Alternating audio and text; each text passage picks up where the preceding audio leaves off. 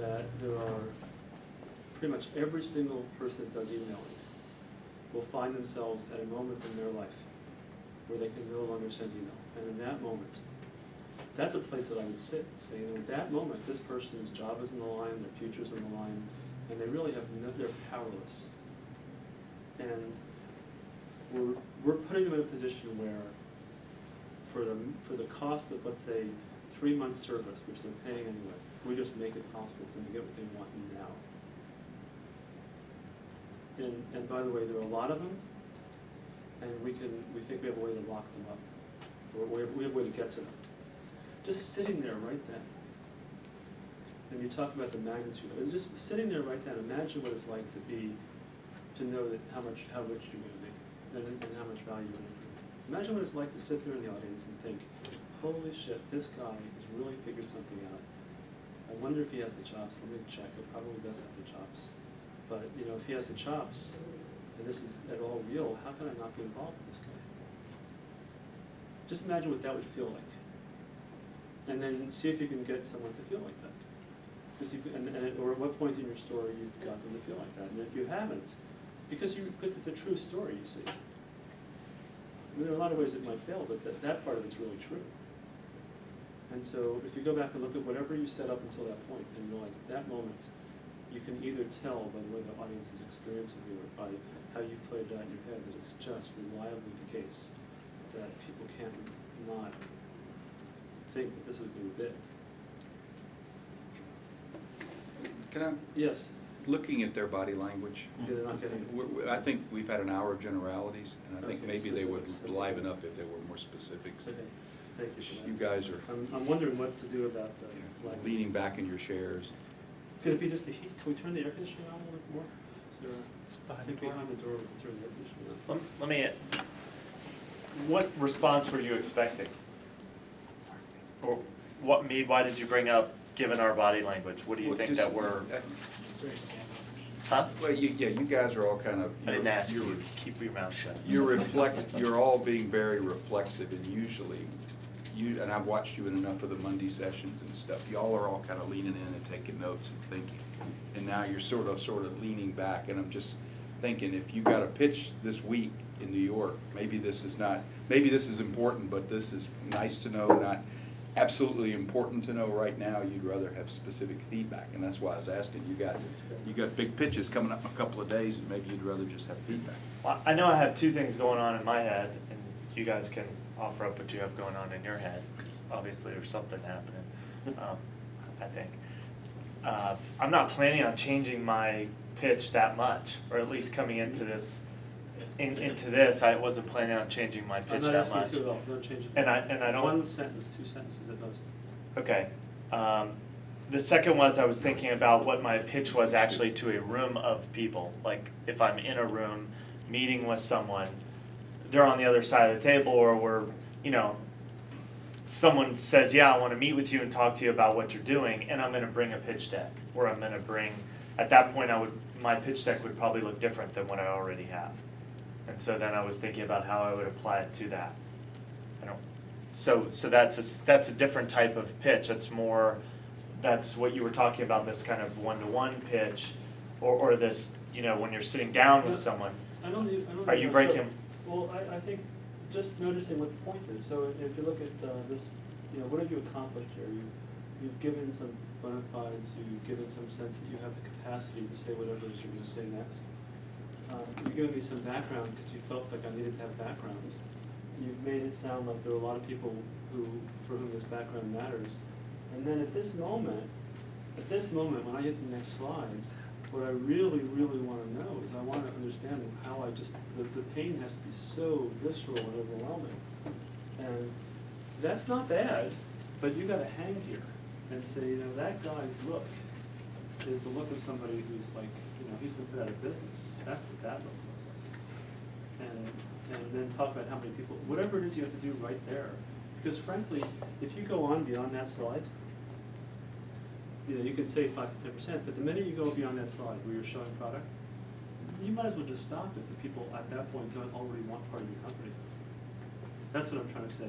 You have to make sure that however you frame it, however you say it, whatever intonation, whatever pause you make, you literally want to look out at the audience and assess for yourself. Why should I go forward and show you anything if I don't have the sense right now that you have to add? Because everything else is superfluous. Everything else is just about how you make this be real. So what you're describing, I think, is a lot more, when you're in front of 300 people, and you're right, this is the spot right here. If you haven't done that, you still have to just stand up and deliver the rest. Nope.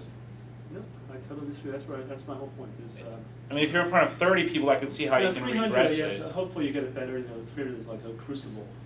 But in that audience, I was up in front of them. You can pause and you can laugh and do stuff. But it's your job. You see, your job. You're not a video. It's your job to make sure that whatever it was that you said or didn't say or how they heard it is to be heard. And the only thing that you have to be heard about at this point is the sense that you're talking about something that you found that's really big, it's really right, and it really matters. Because it does. I'm giving to you that really it does, seriously. Most people don't have it. I guess my point was that it's harder to gauge an audience of 300 to that specificity. So if I'm in front of 30, I can glance and go, shit, they missed it. I need to make sure, I can take that pause, glance the room and go, I need to redress this. I need to turn it around somehow. If it's 300, if they're all checking their phones or whatever, then like I know I've missed it, but besides, you'll never be in front of 300 again, so I'm not going to. I don't think. Right. It'll be between 40 and 90 or something, 40 and 70. Just a smaller setting. But and I'm not saying you didn't do it. I'm just saying I think you could even accentuate it. Well, yeah, I think the If real you know- point if you here know why. is this is the hook slide. right. And so, Merrick tends to talk at the edges of center, but, it's not that you stop at that point, but if this slide doesn't get them, if they don't understand the problem and understand what this guy feels like, which is pretty hard to miss, look at his face, and the reason he feels like this is because he can't get his email up. Okay, I understand that pain. That's what you're trying to do. Once you get them to believe in the problem. And then it's all about that. And then let me show you how I Then- get him. Let me show you how I get him what he wants, and Right. so on and so on. So then that's Yeah. everything else was great. Yeah. I mean, everything was good. And let me do the next. No. I think it was already great. I'm just trying to make. That's your key slide. I'm just trying to make the great. It's really, really good. I'm just trying to go from really, really good to sort of unavoidable. Yeah. Do you? That's all I'm trying to do. Do you want to be that guy? Yeah. We just got put out of Yeah. business. And you probably are going to be that guy, and that's why I exist. You're going to be paying me one period money. You or one of your companies. If we can't get you a signed investor, we'll take it to the customer. Okay, so who went next?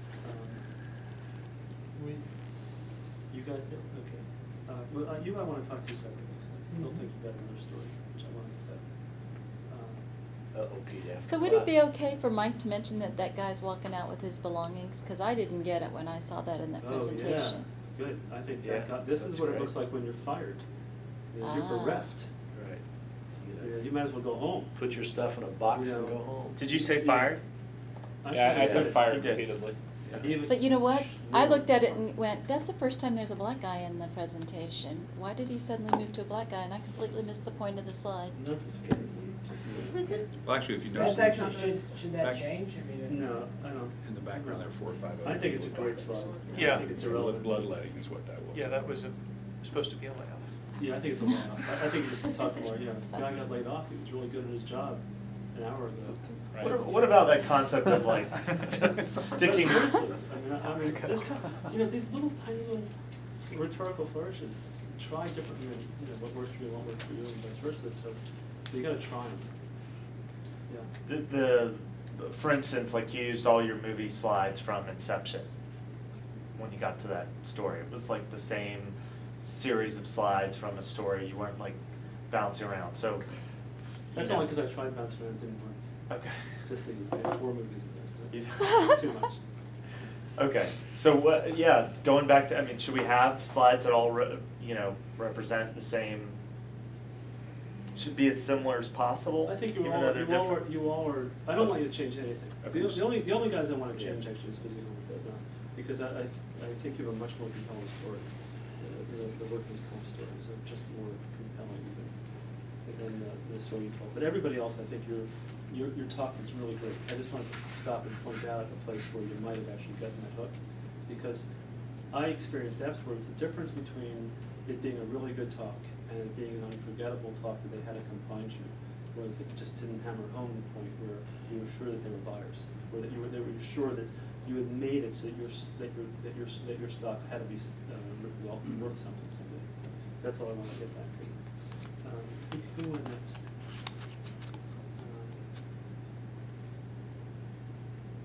Let's just see. Thunder Lizard.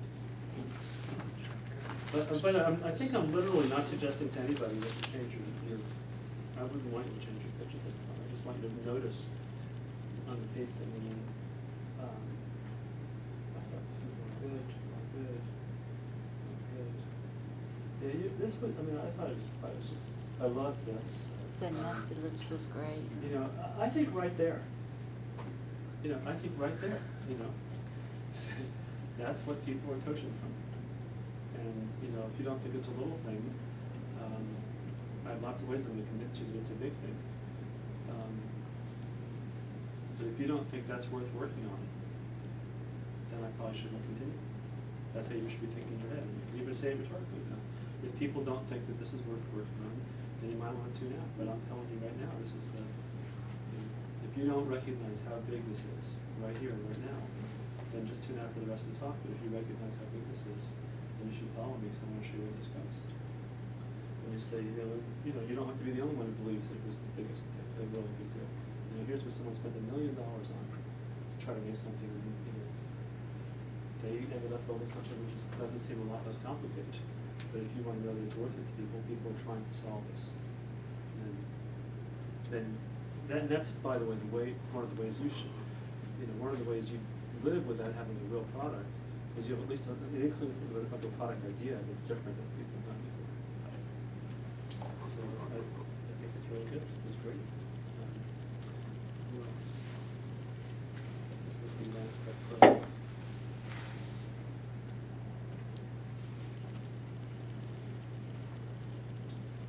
I actually think you have two places when I was thinking about this.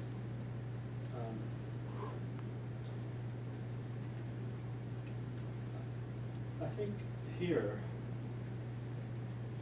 there's this compelling moment where people understand what the size of the problem is. You sort of laid it out for them, and you've talked about how fragmented it is.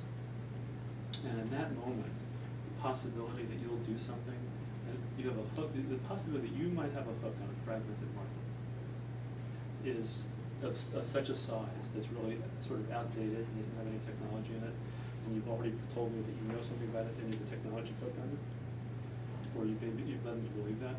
At that moment, I think people need to know what you're talking about. So at that moment, they're sort of hooked on possibility. It's not a little thing.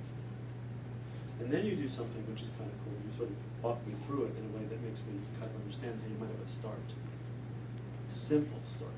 Complicated market. Simple start. And then I think you have this moment.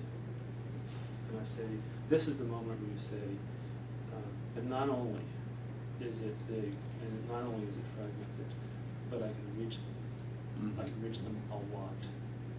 And I've already reached them. And now, this is just going to become real. At that moment, and here's the thing, if you're right, and they're not with you in this part, they're not with you ever.